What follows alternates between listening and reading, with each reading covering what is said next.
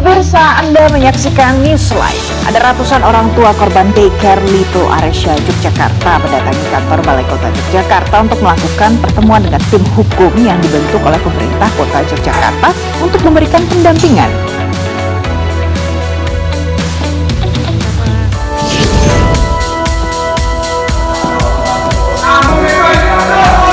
Keributan terjadi antara jaksa penuntut umum dan penasihat hukum mantan Mendikbudristek Nadiem Makarim.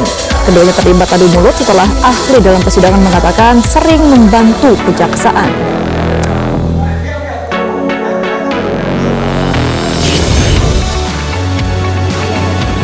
Cuaca panas ekstrem di Madinah jadi perhatian serius petugas penyelenggara ibadah haji, terutama saat jemaah menjalani mikot di Bir Ali.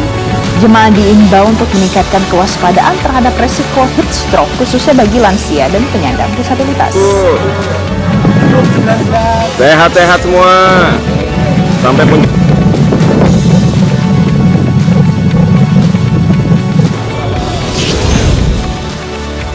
Halo pemirsa, selamat siang. Apa kabar Anda hari ini? Newsline kembali hadir menemani siang hari Anda. Kali ini ada saya Valencia Melvin Singh. Dan saya Gemma Tanjung. Ada sejumlah informasi yang sudah kami siapkan untuk Anda, dan kita akan mulai Newsline dalam segmen Spotlight berikut ini.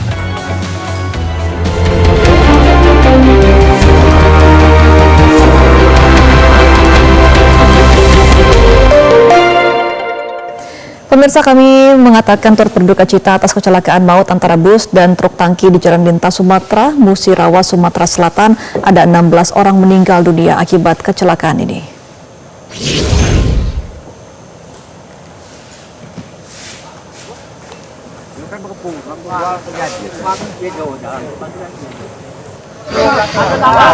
Ya Allah. Ini masih ada yang Jadi pemirsa, kecelakaan maut antara bus antar lintas Sumatera dan truk terjadi di Jalan Sum, Kecamatan Karangjaya di Kabupaten Musirawas Utara, Sumatera Selatan. Ini terjadi hari Rabu sore lalu. Kecelakaan ini menyebabkan bus ludes terbakar dan ada sebuah sepeda motor juga ikut terbakar di sana. Kecelakaan maut ini menyebabkan 16 orang tewas di lokasi kejadian. Korban terdiri dari 14 penumpang bus ALS serta sopir dan juga ada kenek truk tangki. Sebagian besar korban tewas terbakar, sementara itu 4 korban luka saat ini dirawat di Puskesmas Karangjaya. Hidup ya aku ya. Itu nayuk dipecet deh.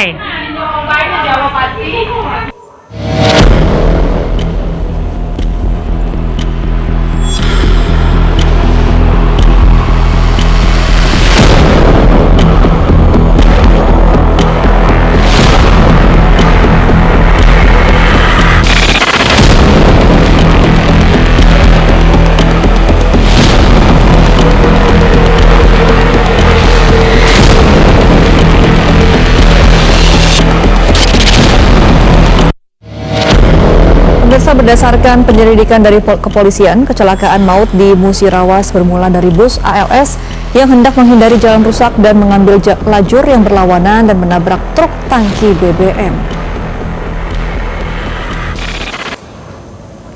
Sementara Rumah Sakit Siti Aisyah Kota Lubuk Linggau telah menerima 16 kantung jenazah korban kecelakaan. Namun hingga saat ini nama-nama dari korban belum diketahui ataupun diidentifikasi karena masih menunggu konfirmasi dari pihak kepolisian.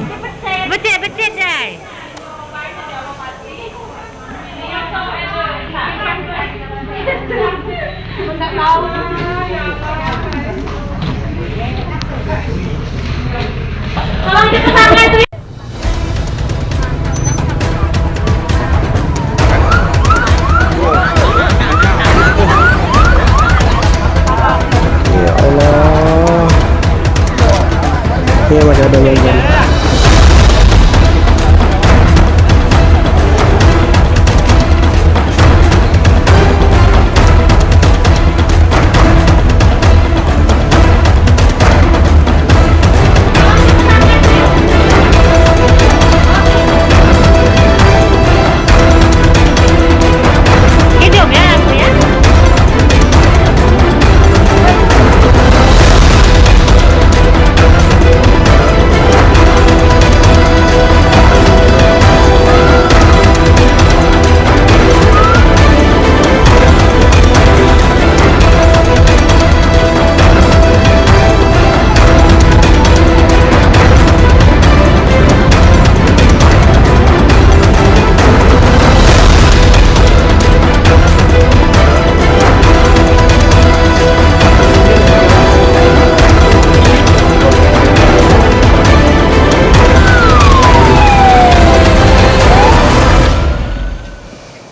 Pemirsa, kita akan beralih ke spotlight yang kedua. Kabar duka datang dari dunia kesehatan. Seorang dokter dididik untuk menyelamatkan nyawa sesama, namun siapa yang menyelamatkan mereka ketika sistem justru mencekik ruang geraknya?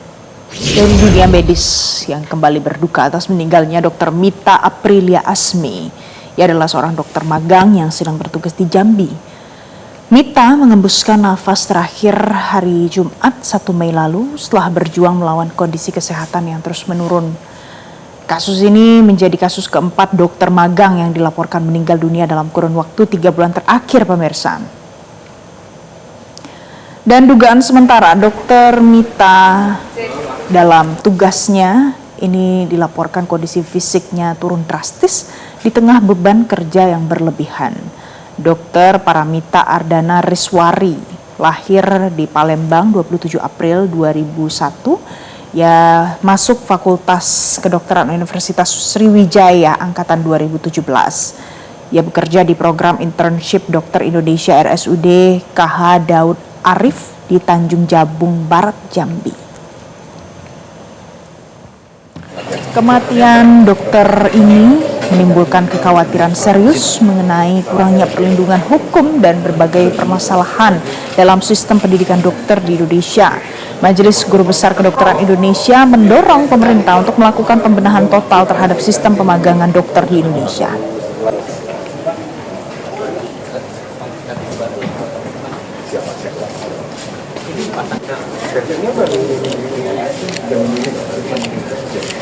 Dan pemirsa, menindaklanjuti peristiwa ini, Menteri Kesehatan Budi Gunadi Sadikin turun langsung ke RSUD Kiai Haji Daud Arif Kuala Tungkal Jambi untuk meninjau hasil investigasi dan akan mengevaluasi sistem internship RSUD KH Daud Arif Kuala Tungkal maupun secara nasional. Menkes Budi mendatangi RSUD Kiai Haji Daud Arif Kuala Tungkal Jambi, tempat magang almarhumah Dr. Mita Aprilia Asmi pada Rabu siang. Inspeksi Menkes Budi didampingi langsung oleh Gubernur Jambi dan Bupati Tanjung Jabung Barat. Dalam keterangannya, Menkes menyampaikan turut berduka cita dan akan mengevaluasi sistem internship dokter secara nasional. Menkes juga menyoroti pentingnya pendampingan bahwa dokter internship tidak boleh dijadikan pengganti tugas dokter tetap. Ia menegaskan tragedi serupa tidak boleh terjadi lagi di kemudian hari.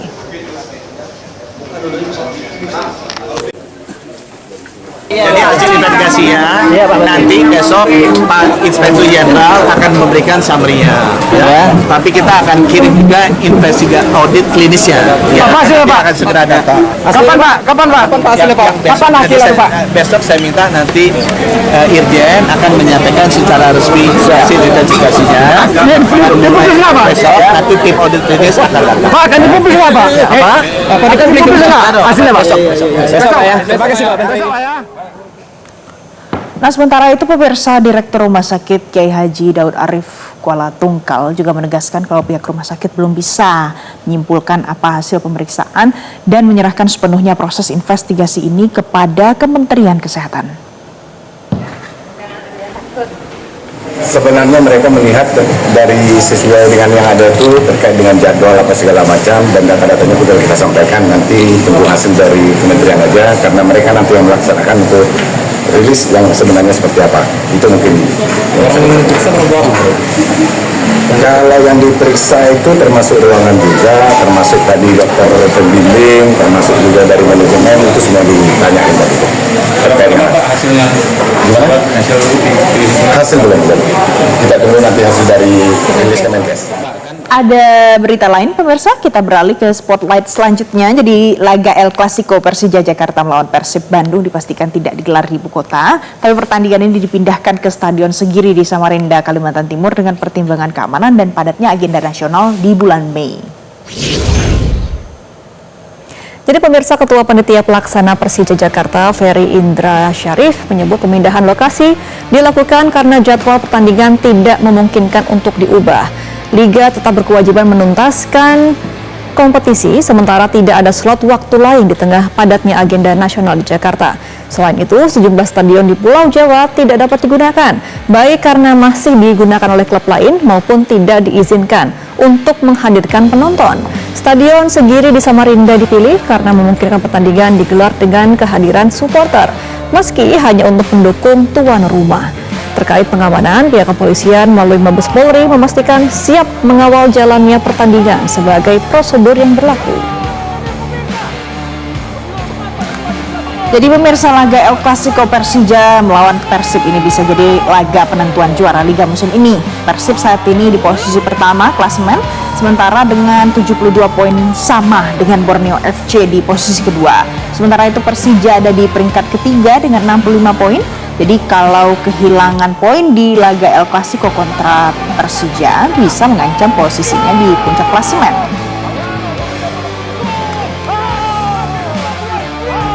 Coba Bali, tapi ternyata Bali dipakai.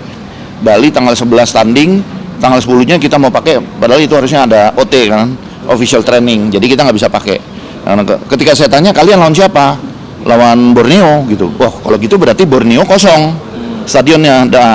Awalnya dari situ, saya minta izin ke Liga, boleh nggak kalau saya nyelenggarain di Borneo dengan penonton? Karena saya berharap tetap ada penonton. Kalau di Samarinda. Oke, jadi pemirsa, sementara itu Gubernur Jakarta Pramono Anung mengaku kecewa atas batalnya laga antara Persija Jakarta melawan Persib Bandung yang batal berlangsung di Gelora Bung Karno. Namun ia menghormati keputusan bersama dari pihak berwenang demi keamanan dan kenyamanan pertandingan. Saya termasuk yang kecewa. Jadi bukan hanya cek money atau siapa, saya termasuk yang kecewa. Dan kemarin teman-teman juga tahu saya menerima Kapolda. Jadi intinya saya juga kecewa. Tetapi apapun yang menjadi keputusan bersama tidak dipertandingkan di Jakarta, saya sebagai gubernur karena ada reasoning atau alasan yang menurut saya sangat-sangat masuk akal, bagaimanapun saya lebih baik menjaga Jakarta tetap adem, ayem, tentrem. Itu yang lebih utama. Kalau kecewa, saya kecewa banget. Kalau alasan yang buat alasan saja yang membuat. Terima kasih. Wassalamualaikum warahmatullahi wabarakatuh. Pemirsa, nanti usai jeda, pelarian pimpinan Pondok Pesantren Pati Asyari yang diduga melakukan kekerasan seksual akhirnya berujung tersangka sudah berhasil ditangkap.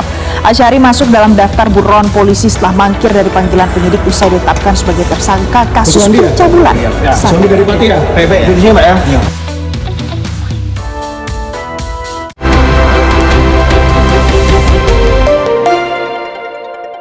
Didukung oleh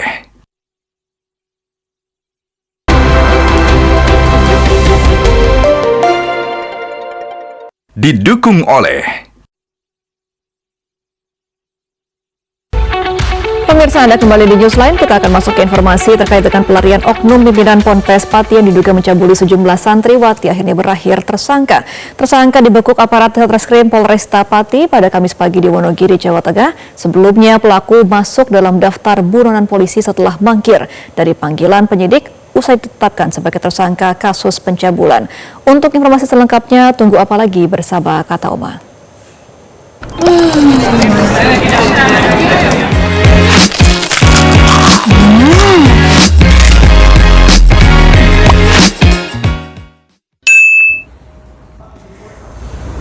Pemirsa, inilah video amatir dan foto detik-detik penangkapan Asyari oknum Kiai Cabul yang beredar di media sosial.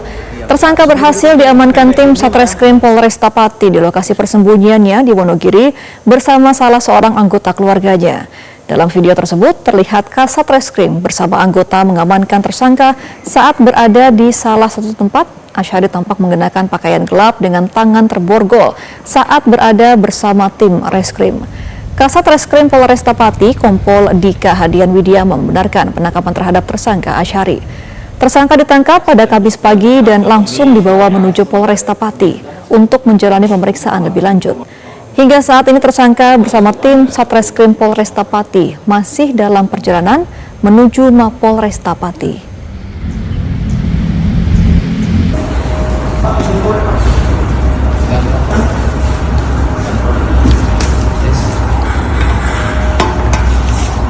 Kuswandi ya? Iya. Kuswandi dari Pati ya? PB ya? Di sini Pak ya? Iya. Pemirsa, Wakil Ketua DPR RI Cucun Ahmad Syamsur Rizal mendesak aparat penegak hukum untuk menjatuhkan hukuman berat terhadap pelaku pelecehan seksual di Pondok Pesantren Dolo Kusumo di Pati, Jawa Tengah. Cucun menegaskan negara tidak boleh mentolerir segala bentuk kekerasan seksual, terutama yang terjadi di lingkungan pondok pesantren. Jadi pernyataan ini disebut setelah ada berbagai regulasi yang disiapkan untuk melindungi anak-anak bangsa, termasuk di dalam lembaga pendidikan pondok pesantren yang selama ini dikenal sebagai tempat pembentukan karakter. Namun dalam beberapa tahun terakhir ia menilai citra pondok pesantren tercoreng oleh maraknya kasus kekerasan seksual dan juga penyalahgunaan kewenangan oleh oknum pimpinan. Ia menegaskan aparat penegak hukum harus bertindak tegas dan memberikan hukuman seberat-beratnya kepada pelaku agar menimbulkan efek jera serta memberikan pesan kuat kepada publik. Ia juga mendorong ada penguatan pengawasan di lingkungan pondok pesantren, termasuk pemisahan dan pengaturan ketat dalam pendampingan santri, terutama dalam pondok pesantren putri.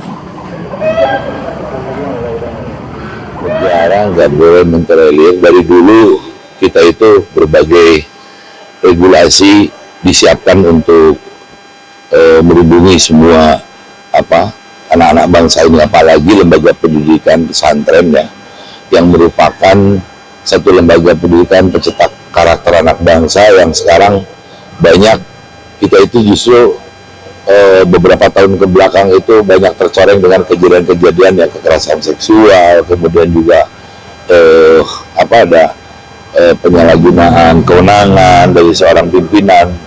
Sekarang kita tidak mentolerir sedikit apapun, harus segera aparat penegak hukum menegakkan supaya terjadi efek jera, termasuk juga ini dari sekarang kan sudah lahir Direktorat Jenderal Pesantren ya, harus membuat barrier tentang pesantren ini, pengawasan yang betul-betul.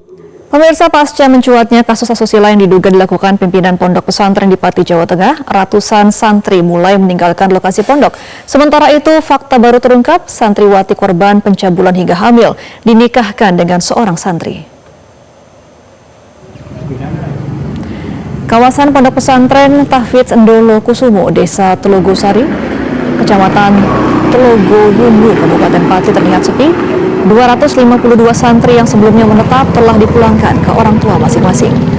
Pengosongan terjadi tak lama setelah aksi unjuk rasa warga. Warga menyebut kegiatan pendidikan masih berlangsung, namun hanya ujian tingkat madrasah ibtidaiyah dengan sistem daring dan tatap muka terbatas. Warga mengaku kecewa atas kasus pencabulan yang diduga dilakukan pengasuh ponpes yang mencoreng nama baik lingkungan mereka. Terlebih, para korban merupakan anak yatim piatu. Kuasa hukum korban, Ali Yusran, mengungkapkan fakta baru. Salah seorang korban santriwati diduga mengalami pencabulan hingga hamil, kemudian dinikahkan dengan seorang santri di lingkungan pondok pesantren.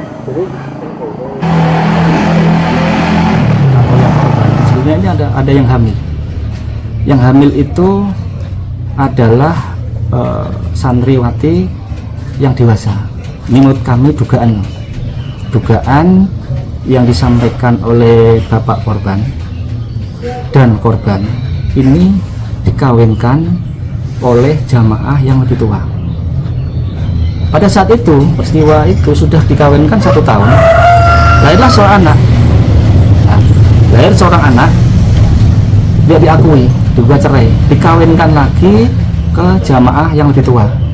Yang paling mirisnya lagi ini, dalam pokok perkara ini, dalam aduan yang diterima oleh Polres, mohon maaf ini kalau saya salah ini, itu sebenarnya ada 8. Pemirsa, sekarang belum selesai dugaan kasus asusila terhadap sejumlah santri di Pati. Muncul lagi kasus serupa tapi di daerah lain.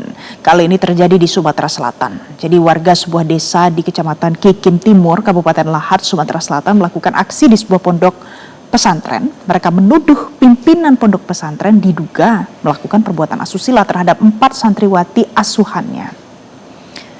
Warga ini didominasi kaum perempuan, sudah 2 kali melakukan unjuk rasa di pondok pesantren. Ratusan warga yang didominasi ibu-ibu ini protes karena pihak pondok pesantren berusaha untuk menutupi perbuatan asusila yang terjadi dengan membuat surat perdamaian yang merugikan pihak korban.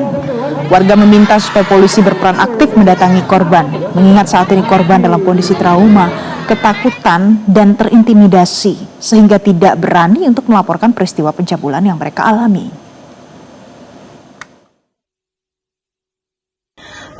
Tentang kasus pelecehan seksual yang terduga dilakukan oleh pimpinan pondok, yaitu Bapak Ali Sodikin, terhadap 4 orang santri yang ada di sana. Dan hal ini sudah diakui secara lisan oleh ketua yayasan, yaitu Bapak Gianto.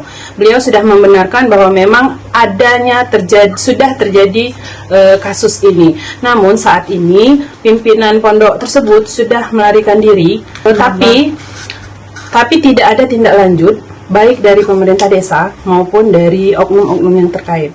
Pemirsa, korban tindakan asusila pimpinan pondok pesantren di Kabupaten Lahat, Sumatera Selatan memilih tidak melaporkan kejadian yang dialaminya ke pihak kepolisian Lahat. Saat ini terduga pelaku pemerkosaan sudah meninggalkan pondok pesantren. Berikut penuturan dari korban. Warahmatullahi wabarakatuh. Perkenalkan, nama saya di sini berinisial P. Saya berumur 22 tahun. Jadi saya di sini ingin mengklarifikasi masalah yang terjadi sekarang. Saya tidak ingin melanjutkan masalah ini ke ranah hukum karena saya sudah ikhlas, dan permintaan saya untuk beliau pergi dari pondok pesantren itu sudah dipenuhi, dan saya tidak berkenan untuk diperiksa dalam segi apapun.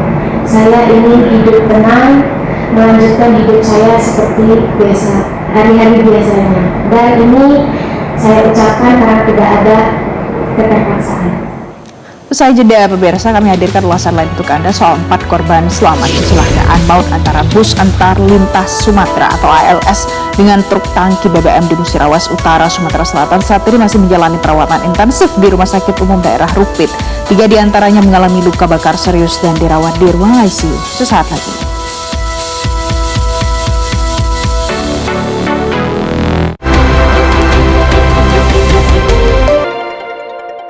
Didukung oleh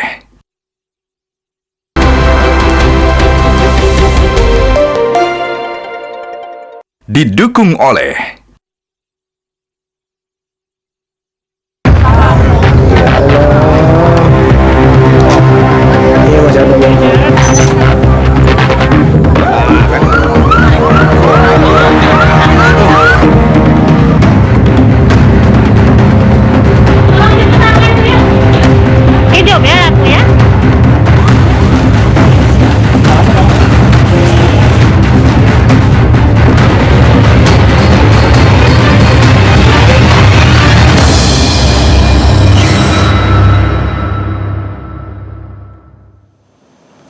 Pemirsa, ada 16 kantong jenazah korban kecelakaan maut antara bus antar lintas Sumatera atau ALS dan truk tangki pengangkut BBM di Kabupaten Musirawas Utara tiba di Rumah Sakit Bayangkara Muhammad Hasan, Polda Sumatera Selatan.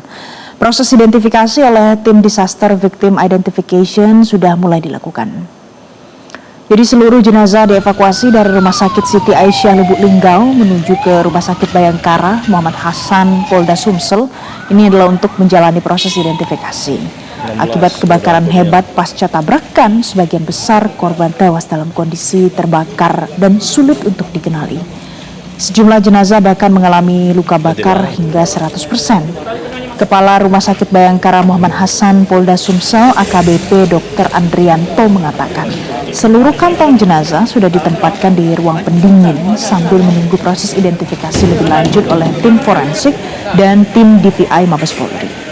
Masyarakat yang merasa kehilangan anggota keluarga diminta untuk datang ke posko antemortem dengan membawa data-data pendukung seperti KTP, kartu keluarga, ijazah, rekam medis, data gigi, atau ciri-ciri khusus lain yang bisa membantu proses pencocokan identifikasi korban.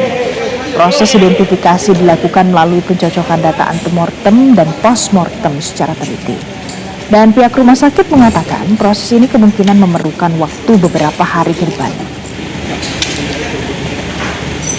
Tindakan direncanakan sudah terbentuk tim DPI, kita akan mulai pagi ini juga. Kemudian yang sambil menunggu kedatangan tim-tim yang lain dari Jakarta, kita akan mulai dengan dokter forensik yang ada di sini. Diperkirakan pukul berapa? Pukul berapa mulainya? Insya Allah paling cepat ya jam 8 pagi sudah dimulai untuk pemeriksaan. Himbauan untuk keluarga korban. Keluarganya untuk sampai di sini langsung melapor ke posko antemortemnya. Jadi dinilai siapa yang melaporkan, siapa yang ada kehilangan keluarganya nanti akan didatangkan. Pemirsa, 4 korban selamat kecelakaan maut antara bus antar lintas Sumatera atau ALS dan truk tangki BBM di Musirawas Utara, Sumatera Selatan masih menjalani perawatan intensif di Rumah Sakit Umum Daerah Rupit. 3 diantaranya mengalami luka bakar serius dan dirawat di ruang ICU. Kanit Gakum Satlantas Polres Musirawas Utara, Aibtu Iin Sodikin, menyebut 3 korban mengalami luka bakar berat. Korban atas nama Ngandiono dan istrinya Jumiatun, warga Pati, Jawa Tengah, mengalami luka bakar sekitar 70%. Sementara korban lainnya, M. Tahrul Hubaidi, juga warga Pati, mengalami luka bakar hingga 90%. Adapun 1 korban selamat lainnya, Fadli, warga Riau, mengalami luka terbuka di bagian kaki kanan. Pihak RSUD Rupit menyebut awalnya hanya 2 korban yang dirawat di ICU.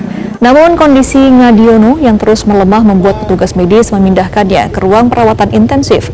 Sebelumnya kecelakaan maut terjadi di Jalan Lintas Sumatera, Kecamatan Karangjaya, Musirawas Utara. Bus ALS diduga mengambil jalur berlawanan saat menghindari lubang dan menabrak truk tangki BBM hingga menyebabkan kebakaran hebat. Ini jalan mobil, jalan nggak?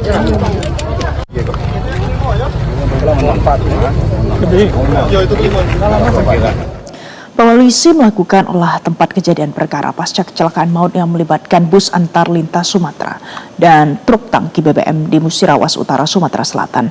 Dan hasil penyelidikan sementara mengatakan kalau bus ALS diduga keluar jalur pada saat berupaya menghindari kerusakan jalan. Dari arah berlawanan melaju pula truk tangki BBM milik PT Seleraya hingga tabrakan tidak bisa dihindari. Benturan keras tersebut diduga memicu kebakaran hebat yang menghanguskan kedua kendaraan. Dan di sekitar lokasi, barang milik penumpang tampak berserakan bercampur dengan puing-puing kendaraan yang terbakar, pemirsa. Polisi juga memasang garis polisi di sekitar bangkai kendaraan. Dan akibat kecelakaan ini ada 16 orang dilaporkan tewas, sementara 3 orang mengalami luka berat dan 1 orang lainnya mengalami luka ringan. Sudah mendapatkan keterangan dari kenek yang selamat atas nama Fadli itu, yang kenek tersebut yang bersangkutan menyampaikan kepada kami dari kemarin sampai sekarang tadi kami tanyakan bahwa dari sopir truk tersebut menghindari lubang, kemudian terjadi keburukan. Namun yang jelas kita tidak bisa menguatkan, harus kita kuatkan keterangan dari kenek tersebut. Makanya kita datangkan tim TA dan lapor dari Pak Wit ini, kemudian juga nanti siang dari Korlantas Mabes Polri akan datang juga, Korlantas akan mengecek. Nanti kami sandingkan hasil secara detail progres kecelakaan ini kepada Korlantas.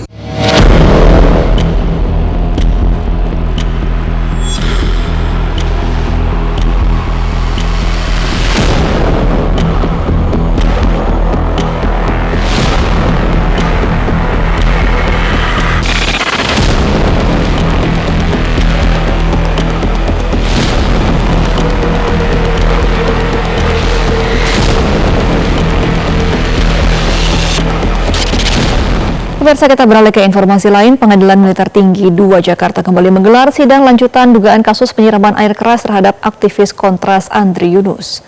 Dalam sidang sesi kedua, Majelis Hakim meminta auditor militer menghadirkan ahli kimia untuk mendalami jenis cairan yang diduga digunakan dalam peristiwa tersebut.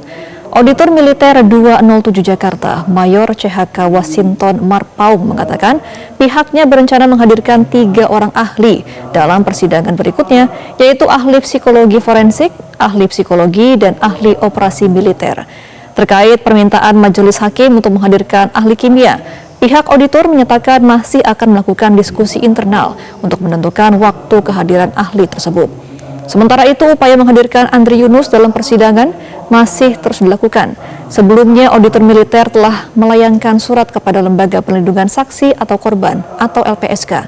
Namun, Andri belum dapat hadir karena masih menjalani perawatan di RSCM. Majelis Hakim juga masih membuka opsi pemeriksaan secara daring melalui Zoom apabila kondisi korban belum memungkinkan untuk hadir langsung di persidangan. Itu masih tetap kita upayakan, dan bahkan kemarin kita sudah layangkan surat ke LPSK untuk menghadirkan beliau untuk persidangan hari ini, tetapi jawaban LPSK bahwa per hari ini tidak bisa hadir karena masih menjalani perawatan di RSCM sampai tanggal 7. Tapi nanti kemungkinan tetap akan kita upayakan untuk menghadirkan yang bersangkutan. Kalaupun tidak bisa hadir di sini seperti yang disampaikan oleh Hakim Ketua, masih dibuka opsi apakah nanti lewat Zoom, kita di sini pilih di RSCM untuk melakukan pemeriksaan, itu masih dibuka opsi.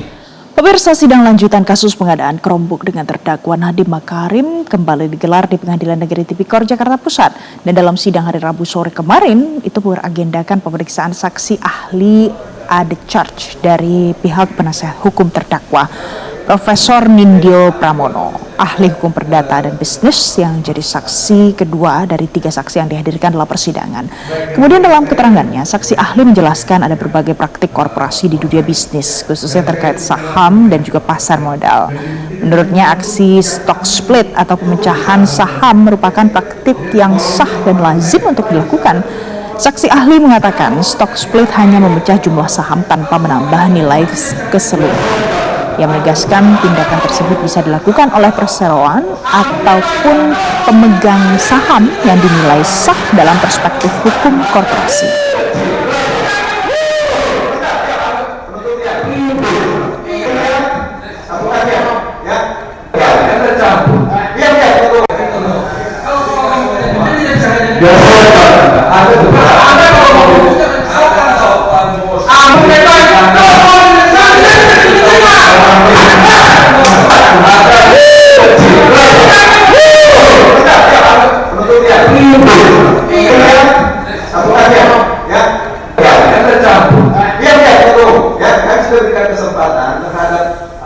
Ya, poin-poin penting tadi saya diminta menjelaskan tentang khususnya berkaitan dengan hukum PT dan hukum pasar modal. Ya, saya tentu tidak dalam kapasitas menilai lemah atau tidak ya.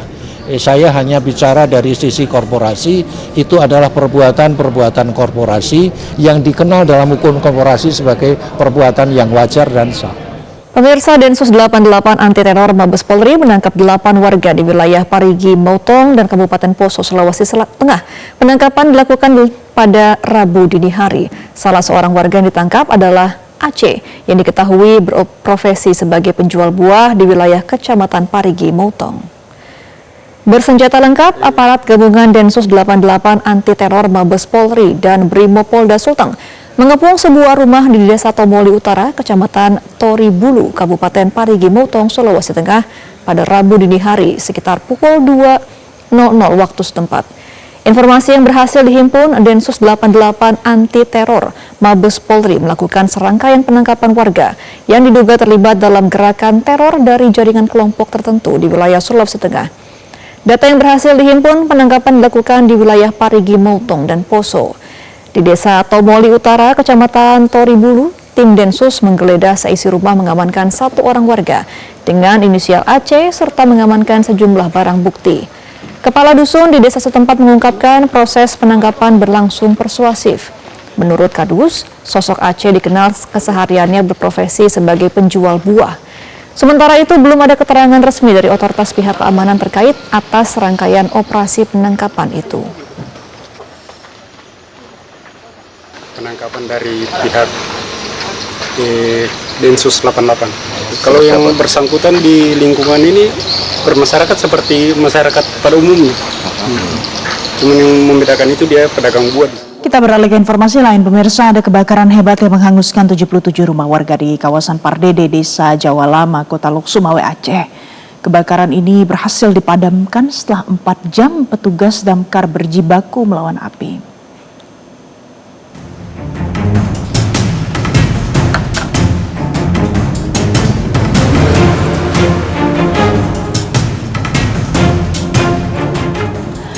Pemirsa, kebakaran puluhan rumah warga ini diketahui pertama kali muncul dari lantai 2 sebuah rumah yang ada di sana. Kondisi rumah didominasi oleh material kayu. Inilah yang membuat api dengan cepat membesar, kemudian merambat ke puluhan rumah lain yang berdempetan. Ketua Taruna Siaga Bencana atau Tagana Kota Lok Sumawe, Samsul, mengatakan kebakaran ini sudah menghanguskan 77 unit rumah yang dihuni oleh 81 kepala keluarga dengan total 251 jiwa terdampak. Tim Tagana sudah melakukan pendataan korban sekaligus menyiapkan tenda pengungsian serta menyalurkan bantuan bagi warga yang terdampak.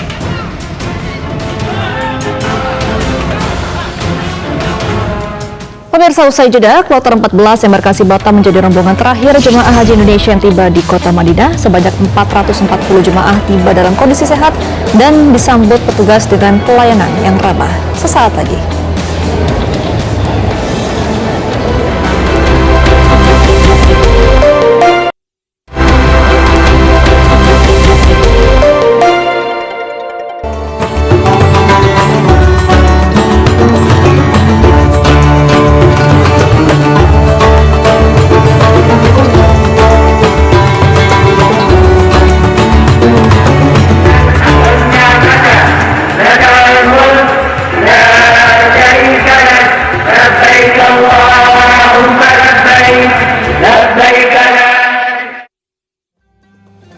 Pemirsa, Anda kembali di Newsline dan inilah segmen khusus panggilan ke Baitullah dalam Newsline.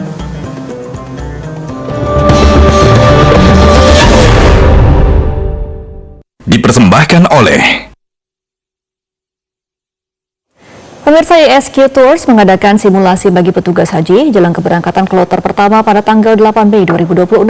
Simulasi ini bertujuan untuk memastikan kenyamanan dan keamanan jemaah haji khusus ISQ Tours mulai dari pra keberangkatan hingga prosesi ibadah di Tanah Suci. Berikut liputannya untuk Anda.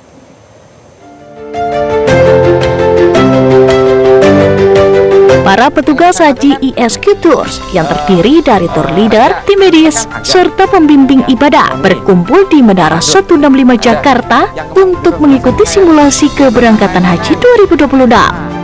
Simulasi ini dirancang untuk memberikan kenyamanan dan keamanan bagi jemaah haji khusus ISQ Tours. Ya, jadi pemasangan label bagasi yang pertama adalah label bagasi yang di sini ada keterangan nama jemaah, programnya. Nah, ini keberangkatan dari tanggal 8 sampai tanggal 1 Juni. Ya, nanti sangat. Para petugas dilatih untuk sigap dalam setiap tahapan mulai dari pemeriksaan dokumen berupa pencocokan data paspor dan visa, proses penimbangan barang bawaan, hingga teknis pemakaian gelang identitas haji. Berapa flight? Berapa flight? Atau ketika boleh nggak dibuka dulu kalau kita di kamar mandi dari berangkat sampai pulang. Petugas juga disimulasikan untuk mengatur pergerakan jemaah saat keberangkatan hingga berada di Tanah Suci. Hal ini dilakukan agar petugas memiliki gambaran nyata mengenai tantangan lapangan yang akan dihadapi.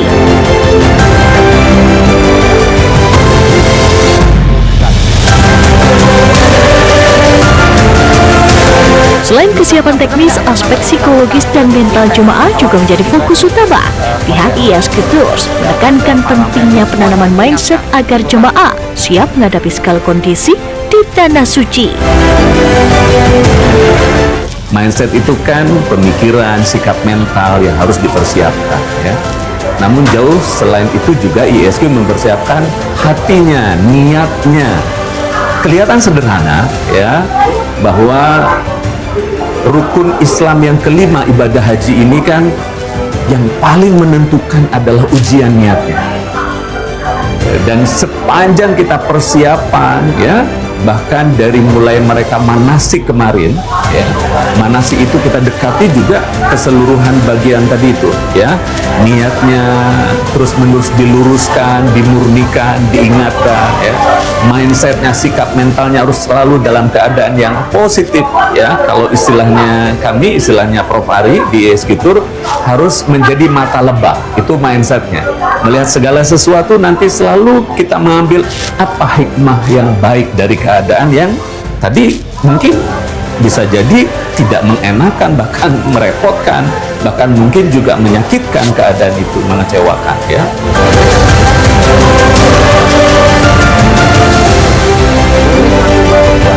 Kita sudah mengadakan beberapa Zoom online juga untuk mengedukasi kepada mereka bagaimana kesiapannya, apa saja yang harus dilakukan. Bahkan kita teknis pun sudah kami siapkan sampai mereka itu benar-benar paham, mulai dari berangkat sampai nanti di sana bagaimana, bahkan sampai kepulangannya pun juga bagaimana, sampai ada case-case seperti apapun, baik itu kecil dan besar, itu sudah kami siapkan solusinya. Dan insya Allah mudah-mudahan jemaah, insya Allah mudah-mudahan walaupun tidak sesuai dengan ekspektasi, kita sudah benar-benar memberikan pelayanan terbaik untuk mereka. Jemaah haji ISG Tour. Kalau tantangan itu ada eksternal, ada internal. Tentunya kalau eksternalnya itu yang dapat kami sampaikan adalah terkait masalah cuaca ekstrim di sana. Kalau kita pahami 2025 itu luar biasa ekstrimnya, maka kita bagaimana mengedukasi jemaah supaya menjaga kesehatan dengan baik, terus banyak minum dan sebagainya. Semuanya itu sudah kami simulasikan. Khususnya tour leader sudah banyak belajar dengan tim kami bagaimana cara mengaturnya. Kita bergerakan dari Ar-Musna, mulai dari Arafah, mulai dari Musdalifah sampai nanti ke Masjidil Haram, kembali lagi ke Mina. Itu kita sudah melakukan simulasi agar jemaah tidak terjadi hal-hal yang tidak diinginkan. Dengan kesiapan matang dan simulasi yang melibatkan seluruh elemen petugas, ISG Tours berkomitmen menjaga kualitas pelayanan agar jemaah dapat beribadah dengan khusyuk hingga kembali ke tanah air. Dari Jakarta, Andika Fauzan Azari, Rudi, Metro TV. Sekarang teman-teman sudah cek semuanya.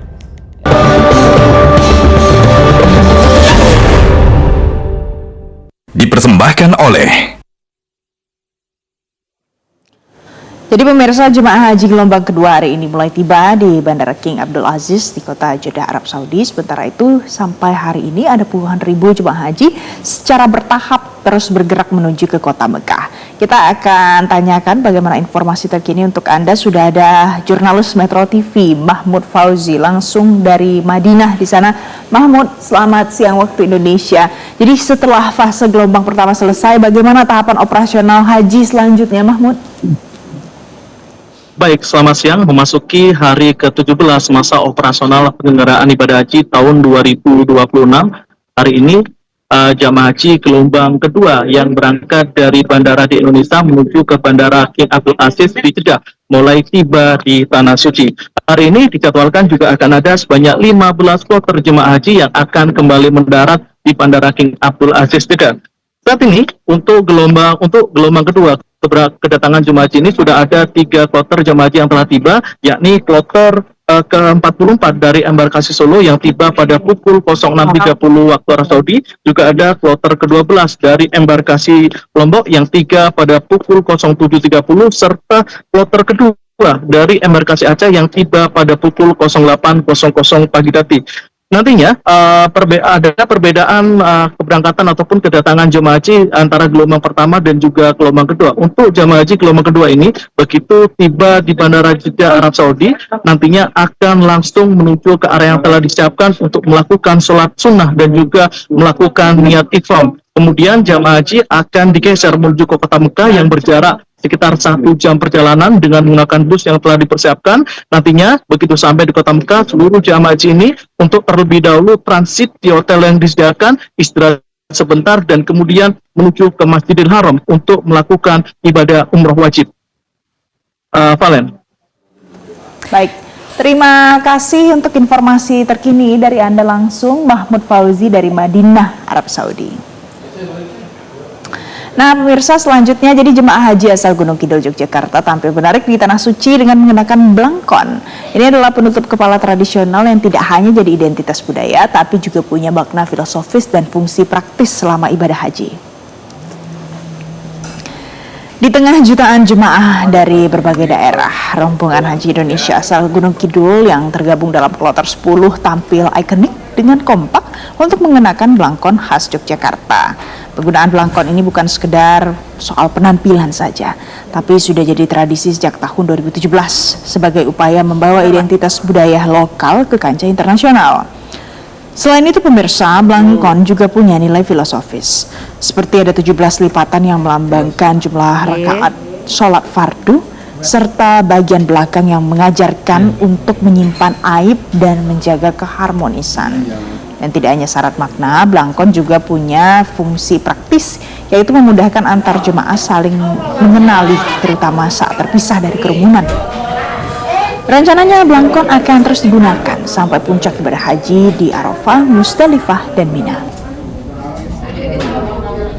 Melestarikan budaya Jawa, yaitu pakai blangkon, di mana semangat ini kan juga didasari oleh suatu kaidah fikih ya, al-muhafazatu 'alal qadimi sholih, begitu, menjaga sesuatu yang baik, dan tentu saja blangkon ini menurut pemahaman kami ini adalah sesuatu yang baik untuk terus dikenakan. Jadi bertemulah antara nilai-nilai fikih dan juga nilai tradisi di Jawa. Pemirsa, usai jeda headline pukul 15, Newsline masih akan kembali untuk Anda, tetaplah bersama kami.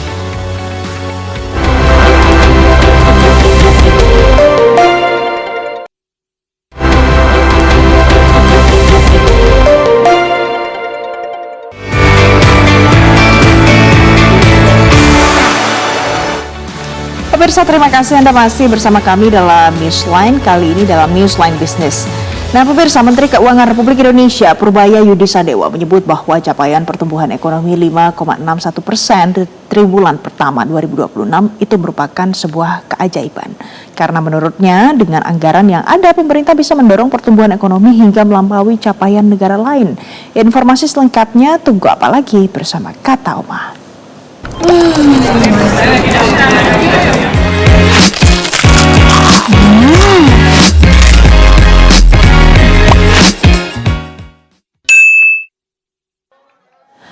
Dalam keterangannya, Menteri Keuangan menyatakan salah satu strategi yang dilakukan adalah penarikan dana simpanan pemerintah dari Bank Sentral untuk mendorong likuiditas.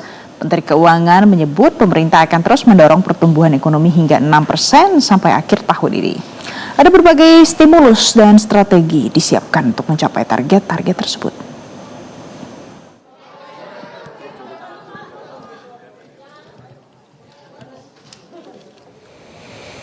Pemirsa, Gubernur DKI Jakarta Pramono Anung menyatakan pertumbuhan ekonomi Jakarta pada triwulan terakhir mencapai 5,59%. Angka ini hampir setara dengan pertumbuhan ekonomi nasional. Menurut Pramono, pertumbuhan ekonomi Jakarta saat ini lebih resilien dan kuat karena ditopang oleh sektor konsumsi masyarakat dan sektor investasi. Untuk DKI Jakarta, pertumbuhan ekonomi memang 5,59%, kurang lebih hampir sama dengan pertumbuhan ekonomi plus nasional. Tetapi yang mengembirakan adalah yang pertama, inflasinya 2,32%. Dan yang juga saya yakin ekonomi Jakarta sekarang ini lebih resilient, lebih kuat, karena pertumbuhan ekonomi di Jakarta ditopang oleh dua hal. Yang pertama adalah konsumsi, yang kedua adalah investasi. Konsumsi ini membuktikan bahwa program yang pada waktu itu kami canangkan dengan menyambut Christmas, Tahun Baru, kemudian Nyepi, kemudian Imlek, dan terus kemudian Ramadan dan Idul Fitri, memberikan diskon dan sebagainya. Memang itulah yang membuat Jakarta di triwulan ini menjadi kuat. Dan kami juga mengalami peningkatan kontribusi terhadap PDB sekarang menjadi 16,67%, sebelumnya 16,61%. Sehingga untuk menjaga ekonomi Jakarta ini juga menjaga tentunya ekonomi secara nasional. Pemirsa, jadi setelah dibuka menguat hari Kamis pagi, indeks harga saham gabungan IHSG lanjut terlihat menguat pada Kamis sore jelang penutupan. Dan kita akan lihat bagaimana perdagangan bursa jelang penutupan sore ini. Ada jurnalis Metro TV Rona Marina langsung dari Gedung BEI Jakarta. Rona, selamat sore. Jadi bagaimana pantauan Anda soal IHSG sore ini? Apakah konsisten berada di zona hijau?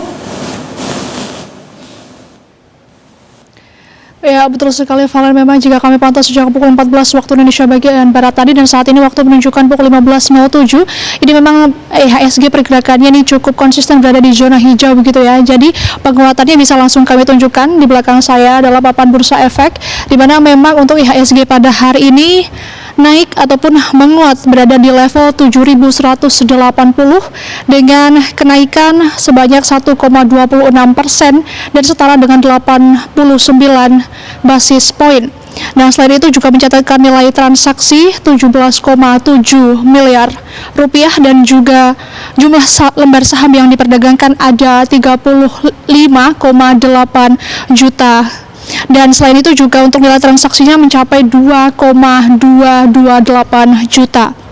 Nah, selain itu jumlah saham yang menguat pada hari ini ada 365, sedangkan untuk saham melemah ada 326 dan juga saham yang tak bergerak ada 267. Dan penguatan ataupun zona hijau yang terpantau pada IHSG sore hari ini menjelang penutupan ini juga sama halnya dengan pada pembukaan IHSG tadi pagi begitu Valen, di mana IHSG dibuka menguat ke level 7.160 dengan mengalami kenaikan 1,05% dan mencatatkan nilai transaksi sebesar 5,4 triliun rupiah dengan total saham yang diperdagangkan sebanyak 9,7 miliar lembar saham. Sementara itu untuk saham yang menguat ada 385, saham yang melemah ada 211 dan juga saham tidak bergerak ada 363. Nah, menurut dari analisisnya Senior Technical Analyst Mirae Asset Sekuritas Indonesia Navan Aji Gusta, ini memang menyatakan bahwa menguatnya IHSG pada hari ini juga tidak kalah pentingnya karena ada faktor global maupun faktor domestik begitu ya. Nah, untuk faktor global ini dikarenakan terkait meredanya tensi di Timur Tengah, di mana Presiden Donald Trump memutuskan untuk menghentikan sementara Project Freedom di Selat Hormuz. Bahkan dilaporkan bahwa Amerika Serikat dan Iran juga hampir menyepakati kesepakatan yang dituangkan dalam one-page memo untuk mengakhiri perang. Nah, tentu saja hal ini juga memberikan angin segar bagi pasar global karena dapat mengurangi kekhawatiran akan gangguan pasokan energi dunia. Nah, seiring meredanya juga dengan ketegangan politik ini, harga crude oil WTI atau jenis minyak mentah dunia yang menjadi salah satu patokan harga minyak internasional turun hampir 6%, di mana kalau kita melihat kemarin ini turun 4%, saat ini turun hampir 6%, jadi ini adalah kabar baik juga begitu ya. Hal ini pun juga tentu saja menguntungkan bagi negara importir minyak seperti Indonesia karena dapat menekan subsidi dan juga inflasi. Nah, selain itu juga untuk faktor domestik, ini analis mencatatkan bahwa pertumbuhan PDB Indonesia triwulan 1 2026 yang dilaporkan oleh BPS lebih baik daripada ekspektasi pasar. Inilah yang juga menjadi fondasi kuat bagi optimisme investor terhadap fundamental domestik. Nah, tidak hanya dari analis Mirae Sekuritas saja, Valen, namun juga dari analis lain, yakni analis pasar modal Hendra Wardana pun juga menyetujui ataupun sepakat dengan hal tersebut. Nah, di sisi lain juga nilai tukar rupiah menunjukkan tren positif dan telah kembali bergerak di bawah level 17.400 rupiah per US dollar, yaitu sebanyak 17.387 rupiah per US dollar, sehingga memberikan stabilitas bagi pasar modal. Nah, namun meski demikian investor masih mencermati net foreign sale yang sebelumnya terjadi serta dampak lanjutan dari tinjauan indeks MSCI ini. Nah, jadi jika kita melihat realnya begitu ya Valen, pada intinya memang analis ini sepakat bahwa berpotensi IHSG yang berpotensi lanjut menguat ini dikarenakan poin-poinnya yakni optimisme laporan keuangan emiten kuartal 1 2026, di mana memang dari pemerintah yakni Menteri Keuangan Purbaya Sadeo dan juga kemarin ada Kepala BPS Amelia Dininggar juga menyatakan bahwa laju pertumbuhan ekonomi Indonesia berada di angka hingga 5,61%. Nah, selain itu juga hal ini pun juga adanya penguatan rupiah, meredanya konflik AS dan Iran, serta turunnya harga minyak dunia. Sementara demikian, Valen, kembali ke Anda di studio. Baik, terima kasih atas informasi Anda dan namanya langsung dari Gedung Bursa Efek Indonesia Jakarta. Selamat kembali bertugas. Pemirsa, kita beralih ke informasi pertumbuhan ekonomi Indonesia pada kuartal 1 2026 mencatatkan hasil positif dengan capaian 5,61%. Sektor investasi menjadi salah satu penopang utama dengan kontribusi yang melampaui tren biasanya. Menteri Investasi dan Hilirisasi Rosan Roslani menyebut perekonomian nasional saat ini berjalan sangat baik. Dari total pertumbuhan 5,61%, sektor investasi menyumbang porsi sebesar 32% atau setara 1,8%. Angka ini lebih tinggi dibandingkan kontribusi biasanya yang berada di kisaran 28 hingga 29%. Berdasarkan data Badan Pusat Statistik Pertumbuhan kuartal 1 2026 ini lebih tinggi dibandingkan periode yang sama tahun lalu sebesar 4,87%. Adapun besaran PDB atas dasar harga berlaku tercatat mencapai 6.187,2 triliun rupiah. Guna menjaga tren positif tersebut, pemerintah berencana meningkatkan daya tarik investasi melalui pembangunan kawasan financial center yang akan ditetapkan sebagai kawasan ekonomi khusus keuangan. Ya, alhamdulillah kan pertumbuhan ekonomi 5,61. Kembali lagi ini kan menunjukkan bahwa memang growth kita, ekonomi kita ini berjalan sangat baik, sangat positif. Dan kalau dari porsi saya, tentunya dari segi investasi itu menyumbang 32% dari total pertumbuhan 5,61 atau 1,8%. Jadi itu yang dimana kan selama ini investasi itu menyumbangkan kurang lebih biasanya 28-29%. Ya, alhamdulillah ini 32%, sehingga pertumbuhan ekonomi di kuartal pertama ini alhamdulillah mencapai hasil yang sangat-sangat baik ya. Kita lihat dari terutama kalau saya bicara dari segi investasi yang mencapai di atas target. Pemirsa, pemerintah semakin mematangkan penyusunan regulasi sebagai upaya perlindungan industri manufaktur nasional. Nah, Menperin Agus Gumiwang Kartasasmita mengatakan pemerintah sedang merancang kebijakan perlindungan sektor industri manufaktur di tengah ketidakpastian ekonomi global. Pada saat ditemui di kantor Kementerian Keuangan, Menperin Agus Gumiwang mengatakan pemerintah sedang merancang kebijakan perlindungan industri manufaktur nasional di tengah ketidakpastian ekonomi global. Menperin juga menyinggung capaian ekspor industri manufaktur konsisten ada pada kisaran 75 hingga 80% dari total ekspor nasional. Sebagai tulang punggung perekonomian nasional, Agus Gumiwang Kartasasmita mengapresiasi upaya Kementerian Keuangan menangani hambatan usaha melalui sidang Satgas Debodlamekin. Selain itu, Agus Gumiwang Kartasasmita juga menuturkan topik pertemuannya dengan Menteri Keuangan. Membahas soal pematangan rencana insentif kendaraan listrik. Nah, melalui pemberian insentif, pemerintah yakin menjadi cara efektif untuk menguatkan ketahanan industri dan juga meningkatkan penyerapan tenaga kerja. Konversi bukan hentikan. Dari kami kedua, Kementerian Keuangan dan kemudian duduk kita bedah dengan berbagai macam kendala yang mungkin dihadapi di lapangan oleh pelaku usaha industri. Nah, itu kemudian dijadikan jalan, carikan jalan keluarnya, walaupun kami juga memberikan apresiasi sejak awal bahwa Menteri Keuangan juga membuka mengkanalisasi masalah-masalah yang dihadapi oleh pelaku usaha, bukan hanya manufaktur, dengan membentuk apa yang disebut dengan otomatis. Jadi kita mengupayakan agar ekspor manufaktur yang sudah sangat baik ya. BPS selalu mencatat bahwa ekspor nasional kita rata-rata 75% sampai 80% itu merupakan ekspor produk-produk manufaktur. Kita mau menekan. Pemirsa, usai jeda, pemerintah berencana mengganti LPG menjadi CNG atau Compressed Natural Gas untuk menekan beban impor gas. Saat ini Kementerian ESDM sedang melakukan uji coba pengembangan CNG dalam bentuk tabung gas 3 kg. Sesaat lagi. Bahkan meningkat. Hari ini di Chandra Asri maupun di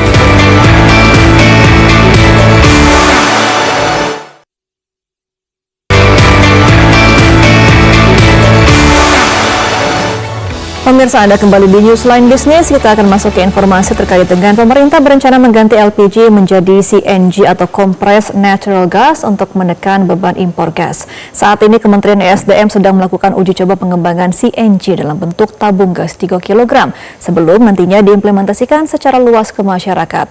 Bahan baku CNG 100% ada di Indonesia, sehingga devisa akan lebih hebat daripada penggunaan LPG yang masih bergantung pada impor. Penggunaan CNG kini lebih banyak dipakai di industri, hotel, dan restoran. Berikut penjelasan Menteri ESDM Bahlil Lahadalia selengkapnya untuk Anda. Oh ya, CNG, jadi teman-teman tahu bahwa LPG kita ini kan 75-80% kan kita masih impor. Kebutuhan LPG kita setiap tahun meningkat. Hari ini di Chandra Asri maupun di Lotte itu membutuhkan 2-3 juta ton per tahun untuk bahan baku. Nah, terkait dengan konsumsi rumah tangga itu kurang lebih sekitar 7-8 juta ton. Persoalannya sekarang adalah ketika gejolak politik seperti ini, untuk mendapatkan kepastian impor LPG itu memang ada, tapi kan kita tergantung pada global. Maka kita merumuskan untuk mencari alternatif lain. CNG adalah salah satu alternatifnya. Nah, CNG ini kan sudah dipakai oleh hotel, restoran, MBG udah ada, tapi pada klasifikasi yang 20 kg ke atas, ada yang 10 kg ke atas. Nah, untuk yang 3 kilo memang tabungnya masih dilakukan uji coba karena tekanannya kan besar sekali, dia sekitar 200-250 bar. Nah, ini yang kita akan mencoba untuk modifikasi. Insya Allah 2-3 bulan ini kita akan dapat hasilnya. Kemudian kalau itu sudah dinyatakan firm, kita akan melakukan konversi. Sebab apa? CNG ini bahan bakunya ada semua di kita, C1, C2, gas. Apalagi kita kan baru menemukan gas sekitar 3.000 mm di Kalimantan Timur. Nah, ini sebagian besar kita bisa alokasikan untuk kebutuhan dalam negeri untuk mengcover. Pemirsa, makan bergizi gratis jadi angin segar bagi siswa berkebutuhan khusus. Tidak hanya soal asupan nutrisi yang tercukupi, program ini juga membawa perubahan positif dalam semangat belajar dan kemandirian anak-anak di sekolah luar biasa Bina Mandiri Surabaya.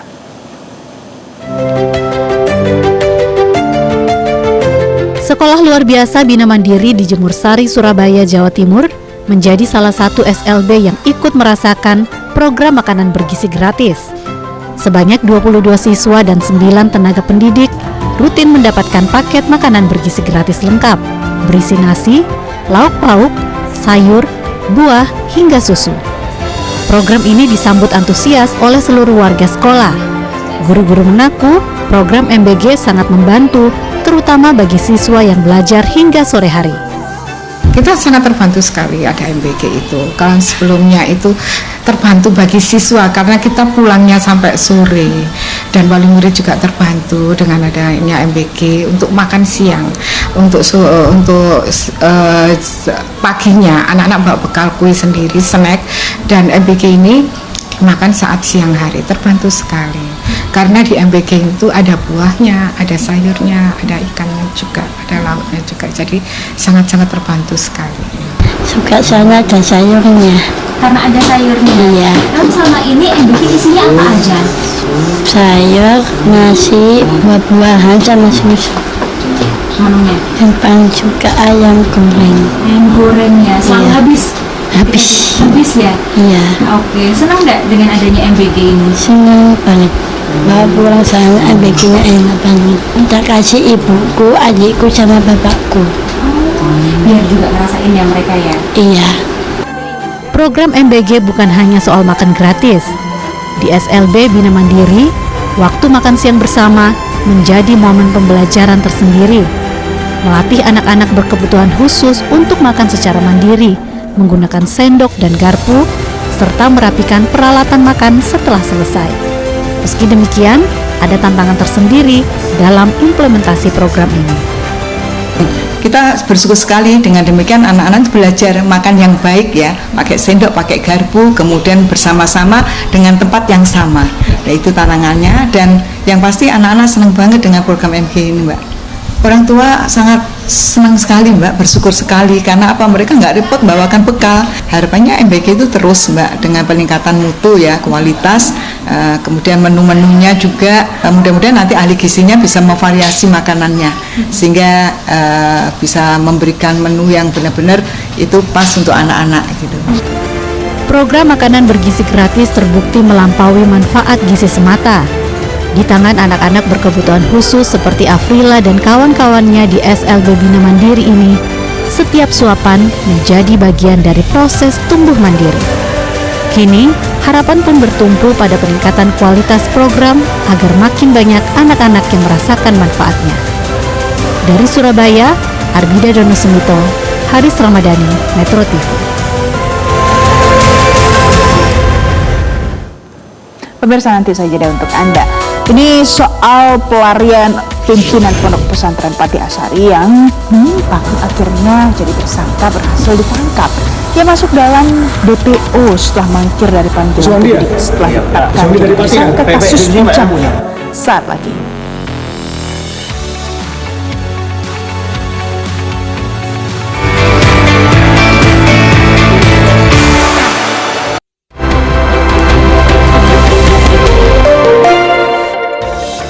Pemirsa, Anda kembali di Newsline. Kita akan masuk ke informasi terkait dengan sebuah pondok pesantren di Jakarta Timur menerapkan sistem pengawasan berlapis dan keseimbangan kepemimpinan untuk mencegah terjadinya kekerasan serta penyalahgunaan relasi kuasa terhadap santri. Berikut liputan jurnalis Safira Prameswari dan juru kamera Victor Rodam untuk Anda.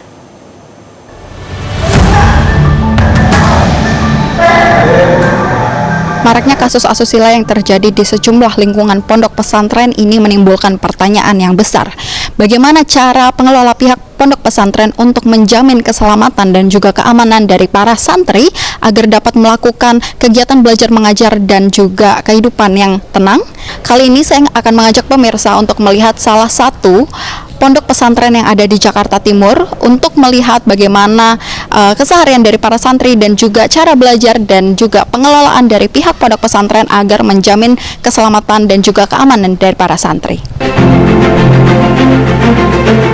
Di tengah maraknya kasus asusila yang terjadi di sejumlah lingkungan pondok pesantren, sistem pengelolaan dan pengawasan di dalam ponpes kini menjadi sorotan. Berbagai kasus yang muncul membuat masyarakat mempertanyakan sejauh mana lingkungan pesantren memiliki sistem pengawasan dan perlindungan terhadap para santri.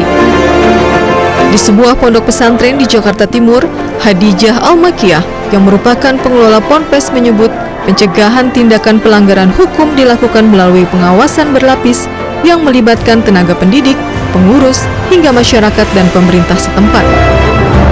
Kami selalu bekerja sama dengan berbagai pihak. Kita bukan pondok pesantren eksklusif, kita adalah inklusi yang mana ada pihak luar ingin memberikan masukan, ingin memberikan sosialisasi berkaitan, nggak hanya berkaitan dengan kekerasan, perlindungan anak dan sebagainya, soal narkoba, soal berbagai macam hal. Kami sangat terbuka sekali dengan berbagai keilmuan, wawasan dan sebagainya. Oleh karena itu, pondok pesantren memang dimanapun harus inklusif gitu. Relasi kuasa yang terpusat pada satu pihak tanpa ruang diskusi dan pengawasan dapat membuat santri sulit menolak atau menyampaikan keluhan. Karena itu, pondok pesantren dinilai perlu membangun sistem yang terbuka, inklusif, dan memberikan ruang yang seimbang bagi perempuan dalam kepengurusan. Di lingkungan pondok pesantren ini, santri mengaku tetap merasa aman dan nyaman menjalani aktivitas sehari-hari. Rasanya bagus, enak gitu. Tinggal di sini kayak betah, sejuk, damai, tentram. Waktunya diatur, jadi lebih tertib. Terus biar nggak kebanyakan pergaulan bebas. Jadi sini biar masa depannya tercapai. Di tengah maraknya kasus asusila di lingkungan pondok pesantren, pengawasan yang kuat dan lingkungan yang sehat menjadi faktor utama dalam melindungi para santri, sehingga pondok pesantren tetap dapat menjadi tempat belajar dan juga tempat pengembangan diri yang aman dan juga nyaman. Dari Jakarta, Safira Prameswari, Victor Rodam, Metro TV. Pada tanggal 4 Mei kemarin, Kementerian Agama sudah melakukan verifikasi faktual di lapangan dan juga sudah evaluasi kepatuhan pondok pesantren, sehingga kami memutuskan merekomendasikan pondok pesantren TPU untuk dicabut izinnya. Dan alhamdulillah tanggal 5 kemarin, tanggal hari Selasa kemarin tanggal 5, alhamdulillah izin operasional pondok pesantren TPU sudah dinyatakan dicabut. Kemudian yang selanjutnya kami juga harus betul-betul menjamin keberlangsungan dari anak-anak santri itu. Kalau Bapak Ibu ketahui bahwasanya di pondok pesantren TPU itu ada 252 santri yang terdiri dari Raudhatul Atfal, kemudian Madrasah Hidaiyah, SMP dan juga Madrasah Aliyah. Tanggal 2 dan tanggal 3 kemarin semua santri sudah kami pulangkan ke orang tua masing-masing. Ya. Nah, kemudian pembelajarannya dilaksanakan secara daring. Dan insya Allah nanti pada hari Selasa minggu depan semuanya akan kami adakan asesmen untuk santri yang berjumlah 252 ini dalam rangka nanti untuk menentukan ini mau pindah di pondok mana, ini mau pindah di madrasah mana. Saya kira itu yang dapat kami sampaikan. Terima kasih. Assalamualaikum warahmatullahi wabarakatuh. Waalaikumsalam warahmatullahi wabarakatuh. Terima kasih Bapak Kemenat. Kemudian kepada Bapak Kadinsos atau yang mewakili pada Bapak Hartono selaku KUPTD PPH Kabupaten Batidi, silakan.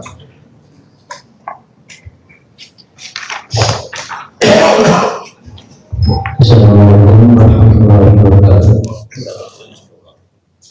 Saya menghormati rekan-rekan dari kepolisian bersama Bapak Kapolres Tapati, Bapak Kasat Reskrim, Bapak Mas Polda Jateng, Bapak Kepala Kementerian Agama Kabupaten Batidi. Pertama-tama saya dari PPA mewakili Kepala Dinas Khusus PT Kabupaten Pati Utara Kami menyampaikan keprihatinan yang sangat mendalam terhadap. Itu tadi pemirsa, kita baru saja saksikan sedang ada konferensi pers dari pihak kepolisian Pati. Ini masih terkait pemirsa, Menteri Agama Nasaruddin Umar kembali menegaskan sikapnya bahwa tidak ada toleransi untuk tindak kekerasan dan pelecehan baik fisik maupun seksual serta verbal. Menteri Agama menegaskan bahwa lembaga pendidikan harus jadi ruang aman dan martabat bagi seluruh peserta didik. Kementerian Agama juga sudah memperkuat regulasi dan mekanisme pembinaan di satuan pendidikan keagamaan. Assalamualaikum warahmatullahi wabarakatuh. Saya merasa sedih dan prihatin dengan kasus kekerasan seksual yang terjadi di pesantren, salah satunya di pesantren Dolokosomo Pati. Tindakan semacam ini tidak bisa dibiarkan.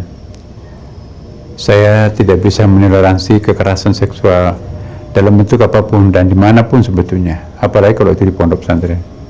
Setiap tindakan yang merendahkan martabat kemanusiaan harus kita lawan, harus kita hadapi.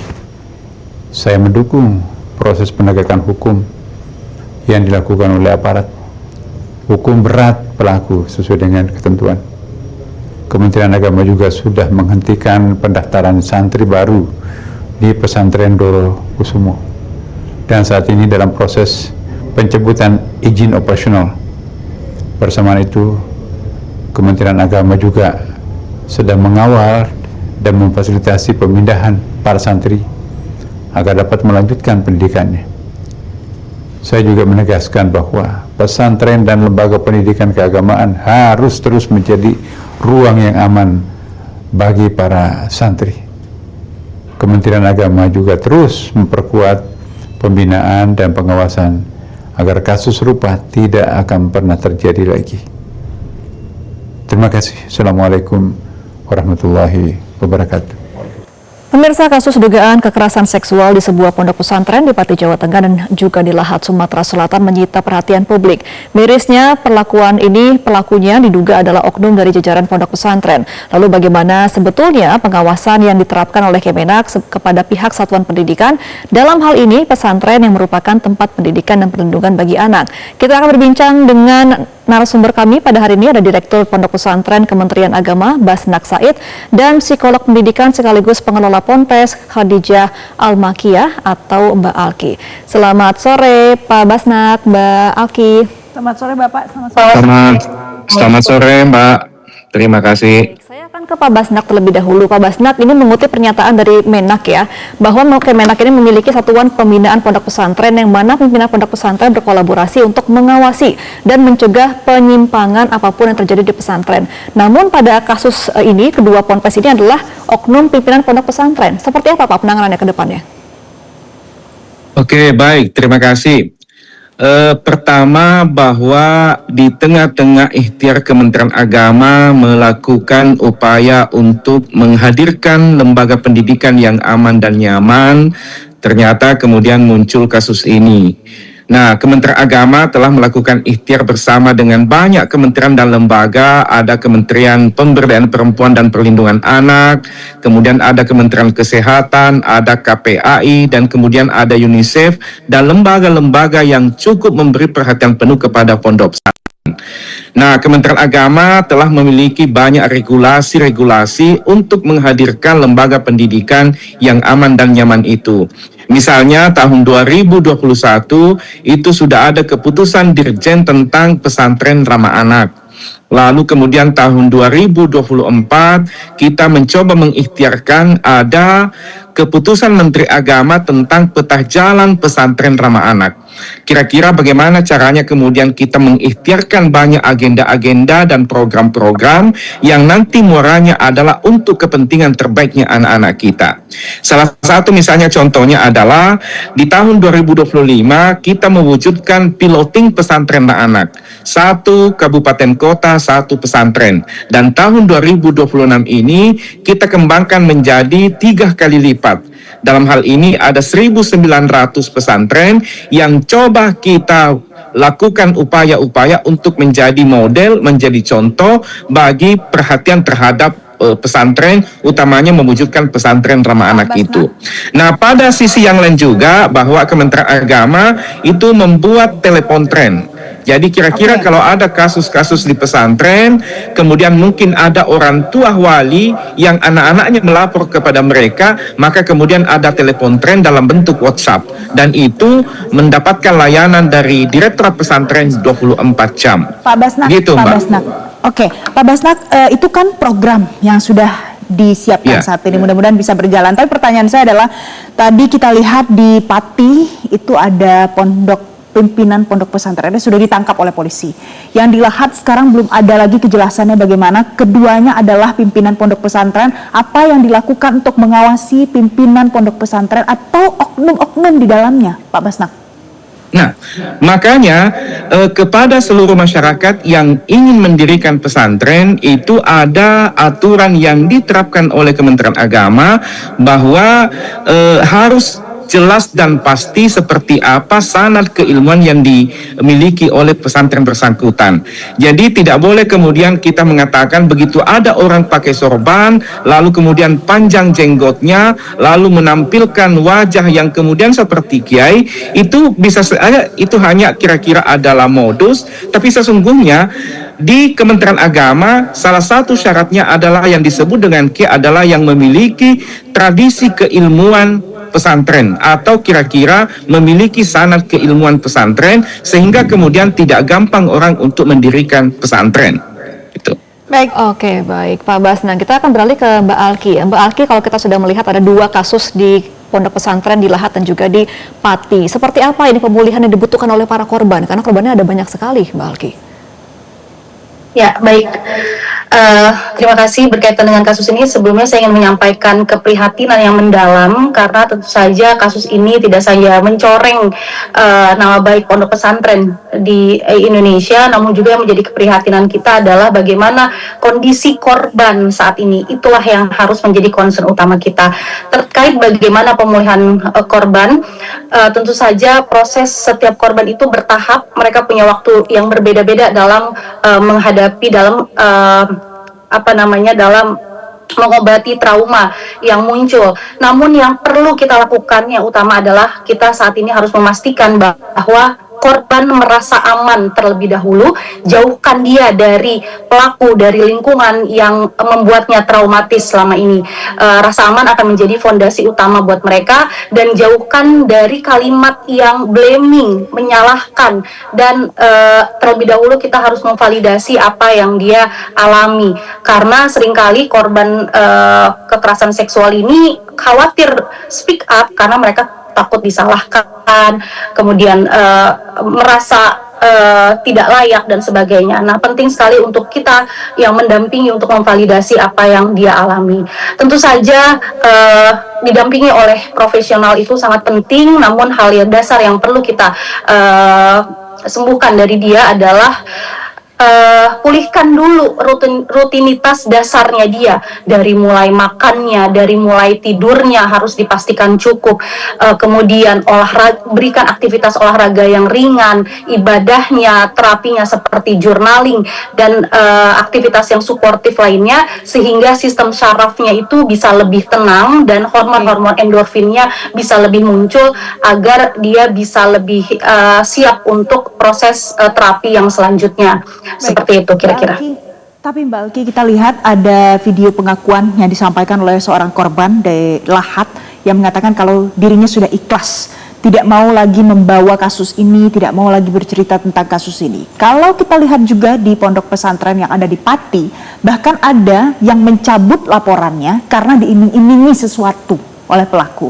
Nah, kalau kondisinya ketakutan seperti ini, apa yang pendekatan harus dilakukan Mbak Alki? Ya, tentu saja sangat penting untuk di sekitar dia ada support system, alias orang-orang yang disebut dengan significant others, orang yang dia yakini, dia percaya untuk dia berbagi apa yang dia rasakan.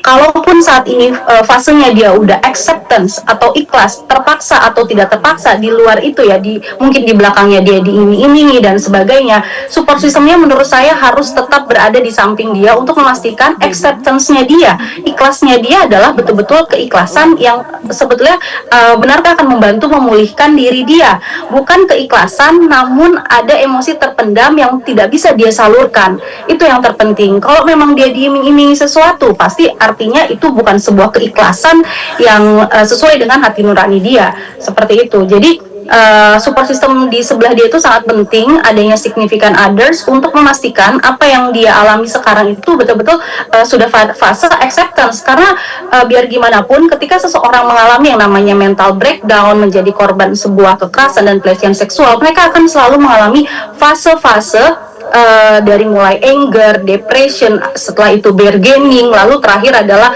acceptance. Nah, fase-fase yang dilewati itu memang harus betul-betul step-stepnya harus sesuai. Jangan ketika dia dalam kondisi anger kemudian sudah dipaksa untuk accept.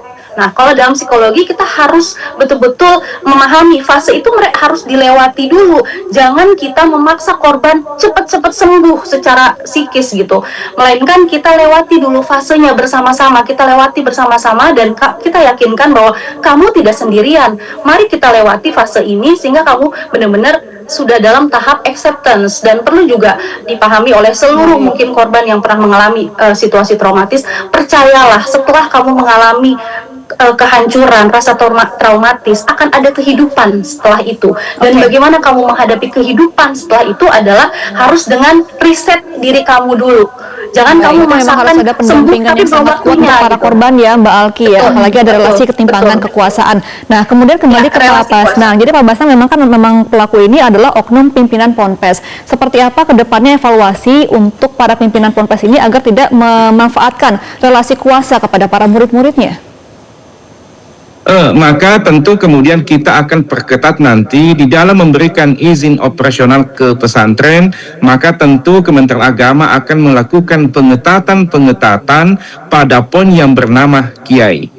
Nah, lalu yang kedua bahwa Kementerian Agama juga sesungguhnya sudah melakukan langkah-langkah, misalnya melahirkan kader-kader fasilitator, dan itu kita kerjasamakan dengan kementerian dan lembaga yang lain agar kira-kira di setiap pondok pesantren itu ada fasilitator-fasilitator yang kemudian setiap saatnya bisa membersamai anak-anak, menyampaikan bahwa ketika kemudian anak-anak ada orang yang kira-kira gerakannya sudah lain kepada anak-anak, maka anak-anak harus kemudian dipancing untuk kemudian tidak diam, tapi ngomong apa adanya dan kemudian menyampaikan, karena sungguhnya itu bukan lagi sebenarnya pembelajaran, tapi sudah ada maksud yang lain.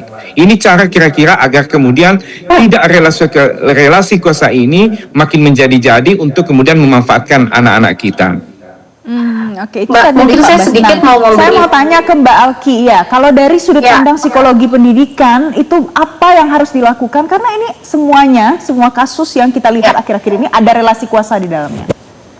Ya, baik. Sebelumnya saya mau kasih masukan sedikit ke Kementerian Agama. Salah satu pondok pesantren saya di Jakarta Timur ini, Nurul Ibad, adalah salah satu pondok pesantren yang diberikan label pondok pesantren ramah anak oleh Kementerian Agama. Lalu setelah diberikan label ramah anak, apakah ada sosialisasi dari Kementerian Agama yang annual, yang rutin? Mohon maaf, tidak ada. Semua kami lakukan sosialisasi itu sendiri. Jadi mungkin dari Kementerian Agama juga harus lebih sering ya melakukan sosialisasi berkaitan dengan perlindungan para santri dan santriwati yang ada di pondok pesantren. Nah, berkaitan dengan itu, jadi tahun 2025 ada penelitian, Mbak, berkaitan dengan banyaknya kasus kekerasan seksual di pondok pesantren. Kemudian ada kesimpulan dari hasil penelitian tersebut, ternyata adanya aktivitas atau kepercayaan patriarki yang begitu mengakar di pondok pesantren tersebut, yang kurang melibatkan peran perempuan dalam kepengasuhan dan dalam kepengurusan pondok pesantren yang menganut patriarki itu lebih rentan, sangat rentan terjadi kekerasan seksual.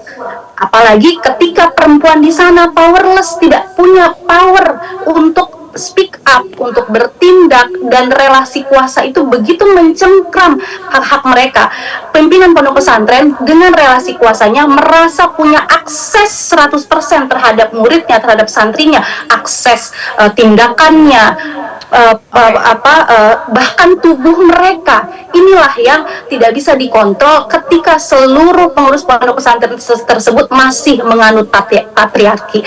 Jadi alangkah sebuah masukan yang mungkin bisa diterapkan di pondok pesantren untuk lebih Mbak Alki, memberikan peran kepada perempuan dalam pengasuhan.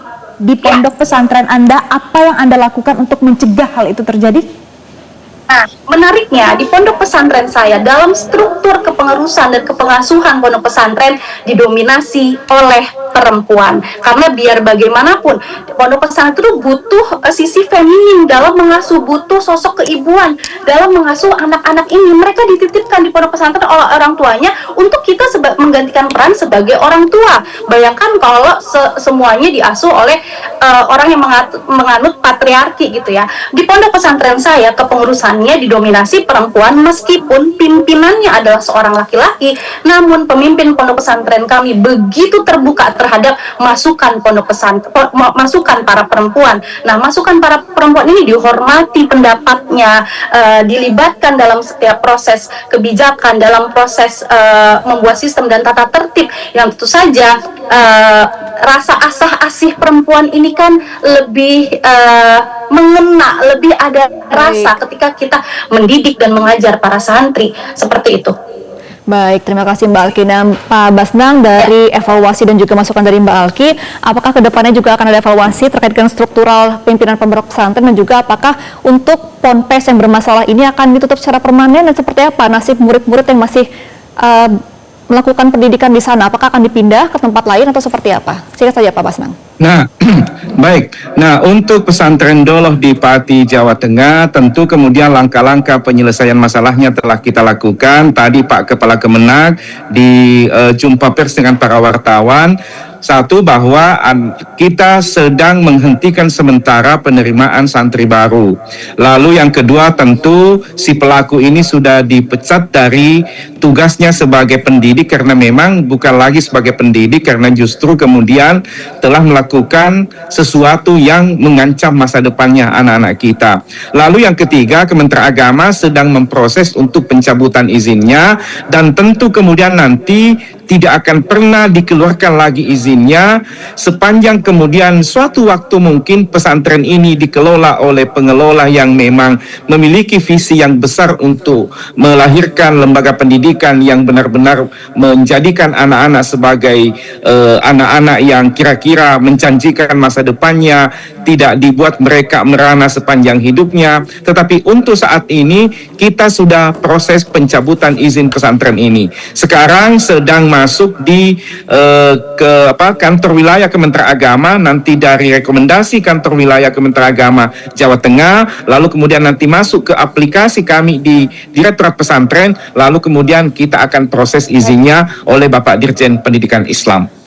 Baik, jadi mudah-mudahan ini bisa jadi pembelajaran dan juga momentum perbaikan supaya kedepannya tidak ada lagi kasus-kasus serupa yang terulang. Pak Basnang, terima kasih karena keterbatasan waktu kita sudahi dialog saat ini. Terima kasih juga Mbak Alki sudah bergabung bersama kami. Saya jeda pemirsa, kami akan kembali untuk Anda seputar Iran yang meluncurkan sistem baru mengatur Hormuz di tengah meningkatnya ketegangan militer dengan Amerika Serikat. Sesaat lagi.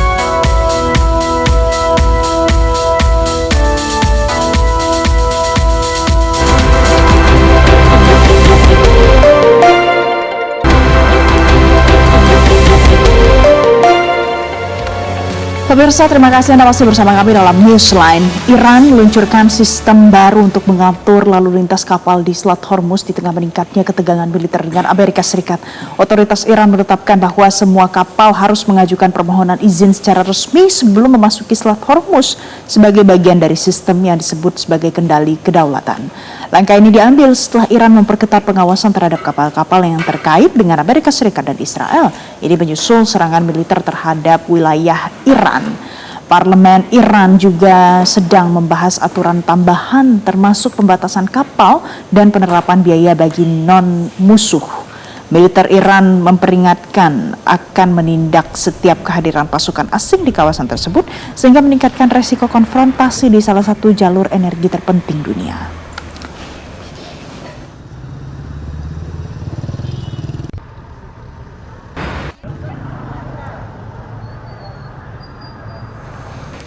Pemirsa, seekor buaya sepanjang 4,5 meter dan berat setengah ton diangkat dari sungai Komati, Afrika Selatan. Polisi menduga buaya ini telah menelan seorang pengusaha yang hilang setelah mobilnya terseret banjir. Proses evakuasi dramatis dilakukan dengan helikopter dan pengamanan khusus untuk membawa buaya ke pemeriksaan forensik. Operasi pencarian berlangsung selama 1 minggu di sungai Komati, Afrika Selatan. Tim kepolisian menggunakan drone dan helikopter untuk menyisir area yang dipenuhi buaya. Mereka menemukan satu buaya yang diduga baru saja memakan sesuatu di sebuah pulau kecil. Buaya tersebut diamankan menggunakan tali dan dibawa untuk pemeriksaan lebih lanjut. Hasil pemeriksaan awal, petugas menemukan sisa-sisa manusia di dalam usus buaya. Polisi masih menunggu hasil tes DNA untuk memastikan identitas korban yang diduga seorang pengusaha yang hilang pasca mobilnya terseret banjir.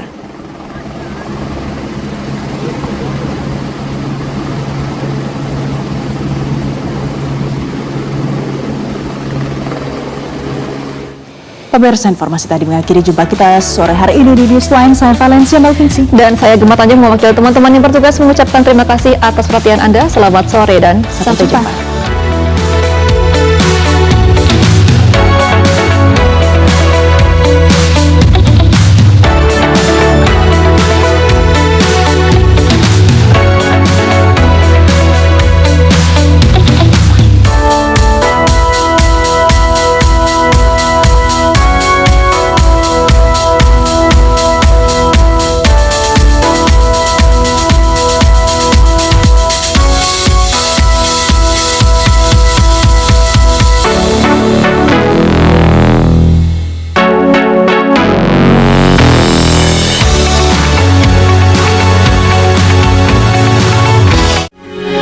Metro TV. Jelajahi cara baru mendapatkan informasi. Download Metro TV Extend sekarang.